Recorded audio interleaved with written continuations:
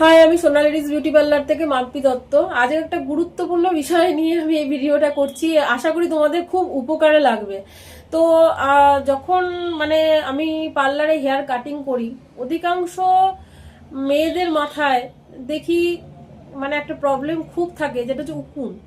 যেটা আমরা বলতে খুব লজ্জা পাই, বা মাথায় হলেও আমরা খুব লজ্জা পাই। এটা লজ্জার কোনো বিষয় নয়। একটু নোংরা মাথায় হলে বা বাড়ির বাচ্চারা স্কুলে টুলে পড়লে এইভাবে ওভাবে কোনটা মাথায় আসে, ওটা লজ্জার কিছু নয়। তো ওটাকে কিভাবে রিমুভ করব সেটাই আমাদের জানার বিষয়।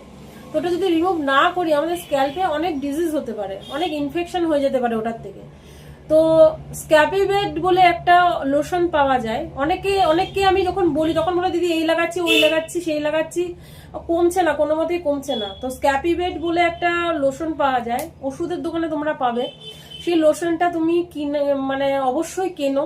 কিনে যারা এই প্রবলেমটা ফেস করছো, খুব এটা কোনো লজ্জার কিছু নয়। এটা হতেই পারে, মাথায় উকুন হতেই পারে, অনেক কারণে হয়। তো সেই লোশনটাকে সপ্তাহে 2 দিন স্নান করার 3 ঘন্টা আগে ভালো করে লাগাও। লাগিয়ে 3 ঘন্টা পরে ভালো করে শ্যাম্পু করে নাও, কন্ডিশনার করে নাও।